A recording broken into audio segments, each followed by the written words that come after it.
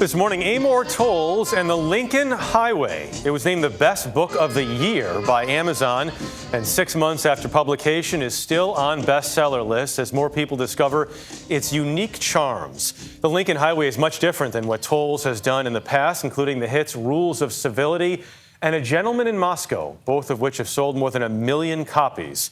To hear more about it, we visited Towles in upstate New York. I didn't know what the Lincoln Highway was before I started this. When did you first hear Neither about it? did I. Right. So. Amor Towles was 4 years into developing his latest book before he found the most important part. It was always going to be about a group of kids in the 1950s who set out on a road trip. Then he discovered a widely forgotten piece of history, the first road that stretched all the way across America, from Times Square in New York City to San Francisco. And so I went down the little rabbit hole of trying to find out what the Lincoln Highway was, and everything I learned, it was like a gift. Everything about it was perfect for my story.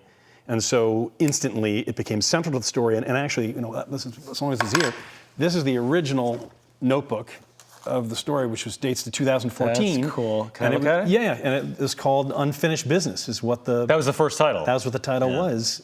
But then you can see later on, it becomes the Lincoln Highway. The Lincoln Highway is told from 4 different perspectives. We won't spoil anything, but you may find yourself figuring out which personality you are and who your friends are. Towles says he always knew who he was, from first grade on, a writer. But he took a massive detour after college, accepting a job in finance. He was warned by one of his mentors. When I went to Wall Street, he said, every young person of town I've ever known who's gone to Wall Street, they never come back. And you should assume that your life as a writer is over now that you're working on Wall Street. For almost 2 decades, it sort of was, until he found the time to write a novel about a year in the life of a determined young woman in the New York City of the 1930s. In 2011, it was a surprise hit. That was followed by an even bigger one 5 years later, the story of a man imprisoned in a Russian hotel. The first book is called Rules of Civility. Second book, Gentleman in Moscow. Both civil.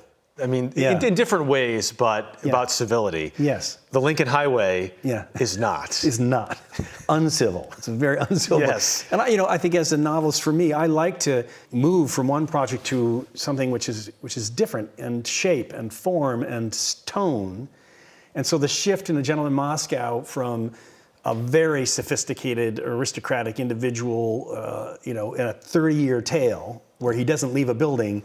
It was fun to go deal with 18-year-old boys who were uncivil on a road trip for 10 days, in essence.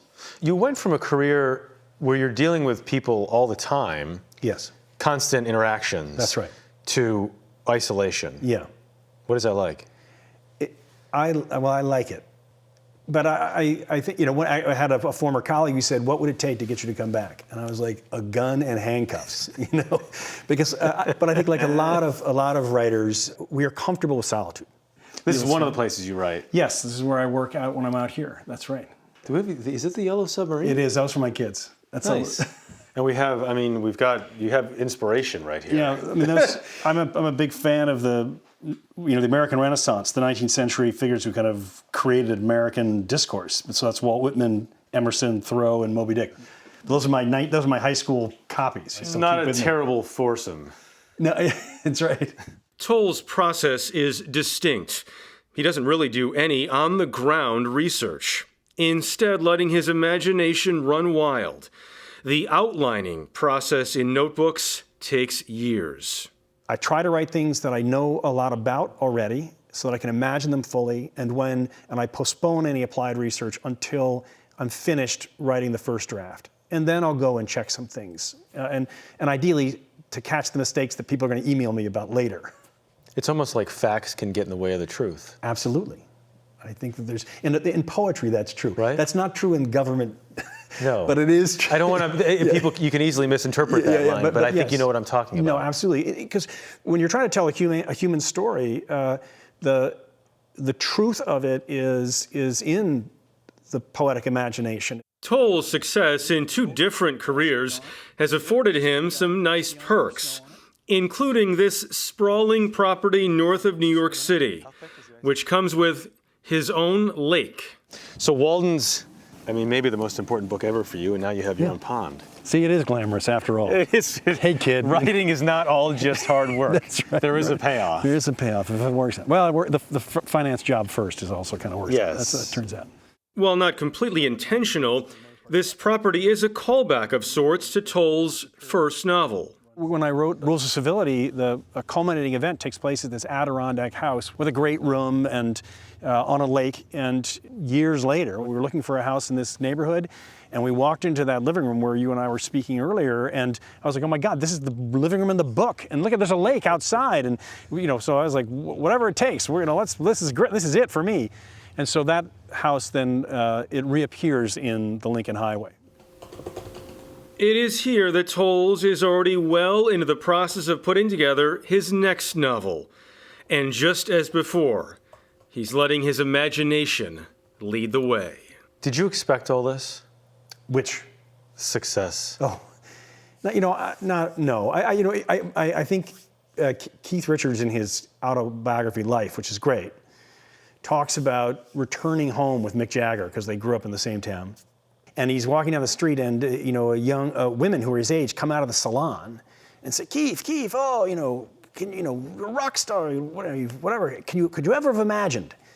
And Keith Richards says, "I imagined it all.